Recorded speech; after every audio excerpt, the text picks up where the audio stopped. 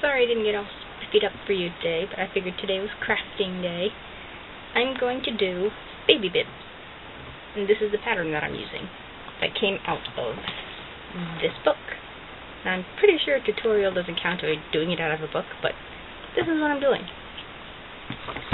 And I've done the terry cloth backs to them already. I have 4 different colors here. And now I'm going to add the lovely pattern fronts to them. Now, I don't got nothing that screams little kid, so I'm using bright colors that kind of match the backs. I mean, does the kid care? I don't know. What the heck.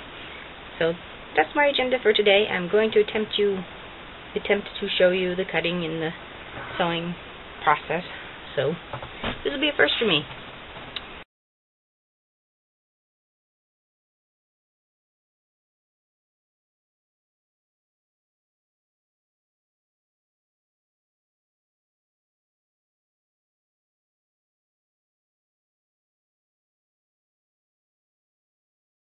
Always iron your cloth before you cut it, that way you don't have those little divots that throw you off. This is an ironing board that I made because regular shaped ironing boards are just stupid. I just don't understand why they're shaped the way they are. A piece of our house, actually, that I covered with an actual ironing board cover and just sort of sewed it down here. And this really is pointless at this point. But that is my ironing board.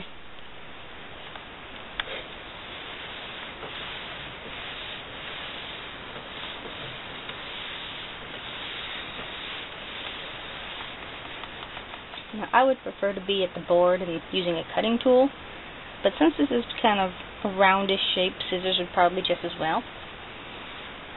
And no, I'm not going to cut on the ironing board.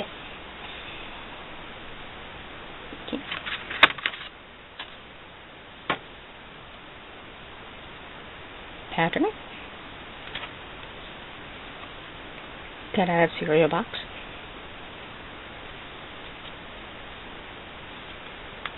Ever important chalk. Word of advice, do it on the other side. On the unpretty side. That way if the chalk doesn't quite come off, which it would, you won't see it.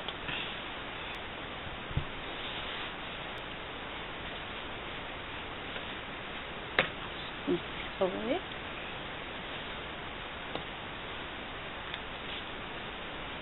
Always good to use chalk.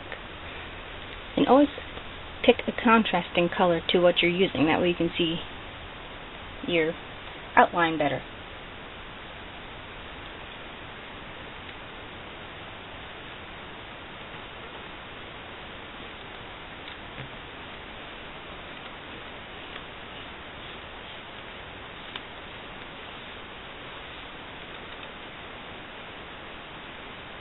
And go gently too, because you don't want to like move your fabric too much. Otherwise you end up with like the Picasso pattern. Scissors.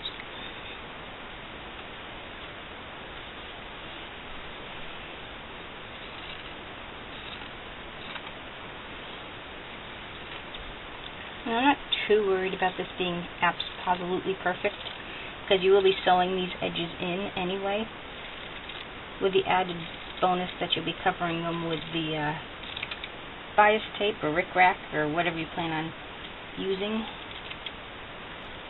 Sometimes it's better just to like nip it off the cloth so you can get to the other side a little better.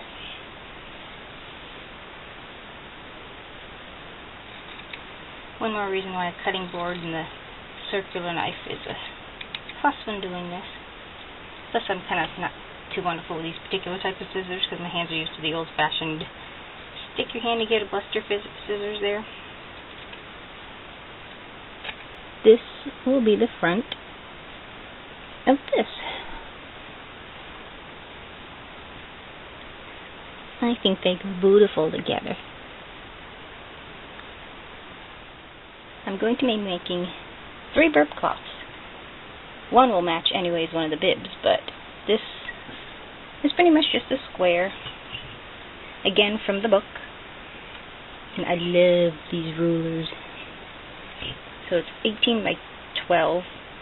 See, this is where I would like my cutty thingy. And this, I might add, is an ancient nightgown that used to be mine. I saw it and I'm like, I remember this thing.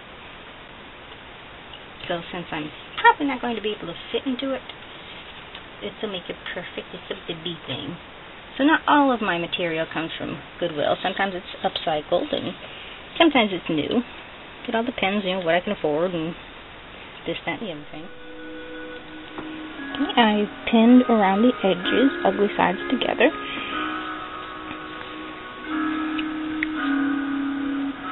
Now we're going to sew them together. And the sewing we go.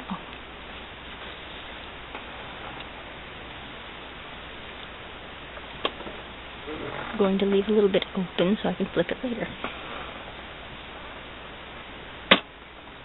1/4 inch seam.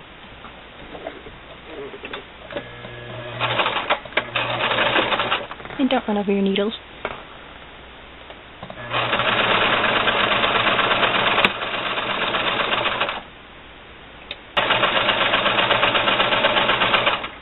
Now back and forward stitches a bit so it secures them. Push out all the corners.